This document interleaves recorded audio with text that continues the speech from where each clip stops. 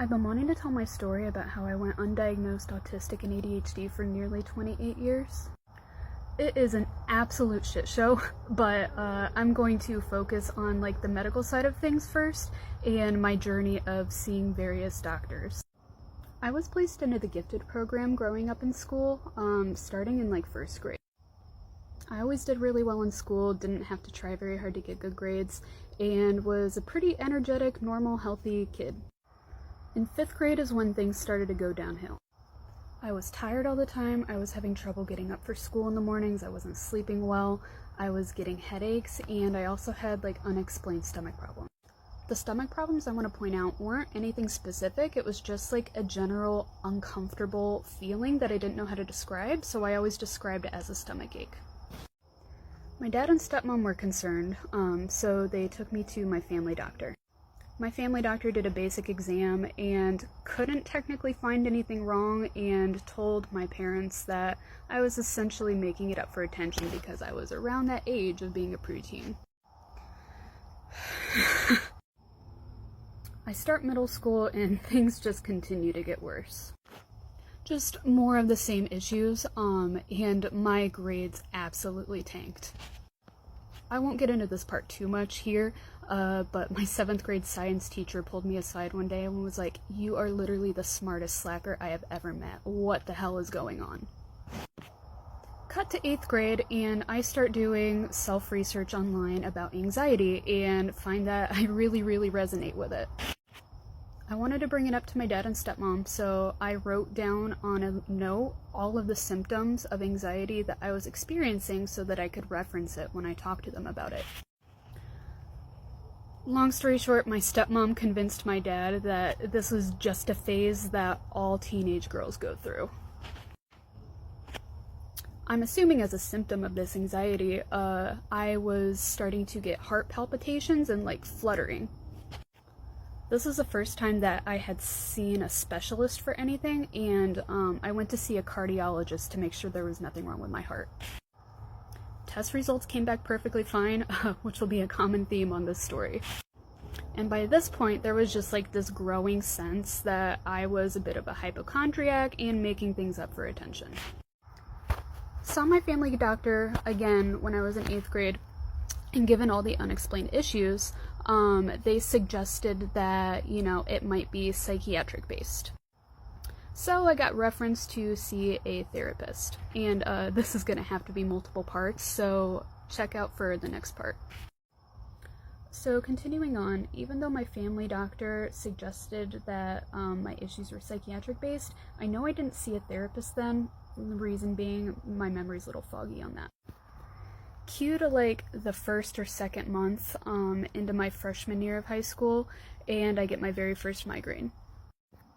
After I got that migraine, I started getting headaches every single day.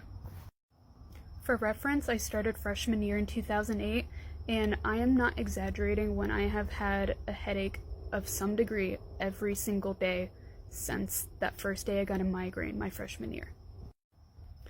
I can count on less than one hand how many truly headache-free days I've had in those 15 years. Freshman year, I also started having issues with pulling my hair out. I now know that to be a stim, but at the time it was just a compulsion. I want to stick to the medical side, but my stepmom made me feel like absolute shit for this bad habit that I had and made me start seeing a therapist to fix the issue. Long story short, I get diagnosed with trichotillomania, which is just the name for pulling your hair out, and she says that my stepmom is actually the problem. Throughout freshman and sophomore year, I was still having much of the same just chronic, unexplained health issues, but it was a lot more tolerable and manageable because I was doing better in school and I was in marching band, which gave me a sense of community. Cut to junior year, and I experienced my first major burnout.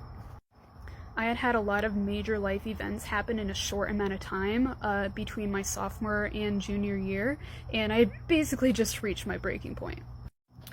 I was having major depression issues, and my anxiety got a lot worse. It was a lot more constant, and I started having frequent panic attacks to the point where I had to be sent home from school.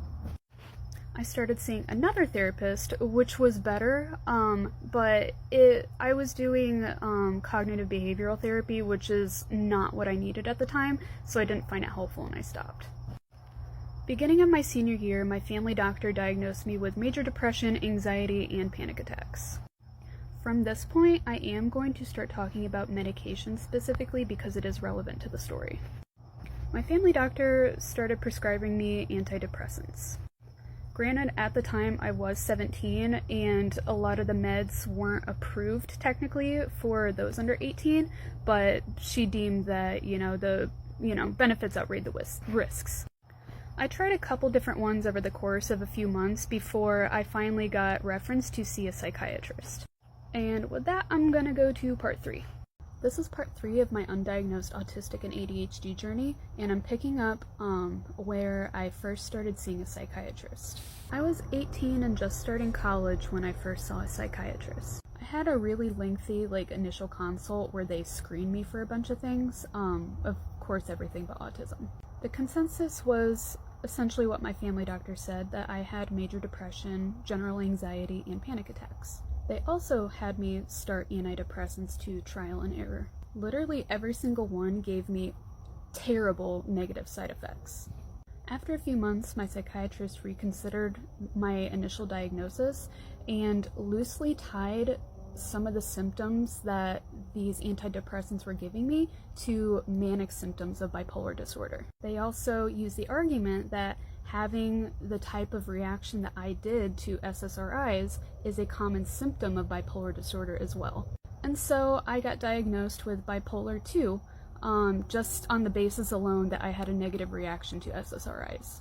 I think it was either the end of my fall semester or the very beginning of my spring semester that I actually started bipolar specific medication. I was on those for maybe a month.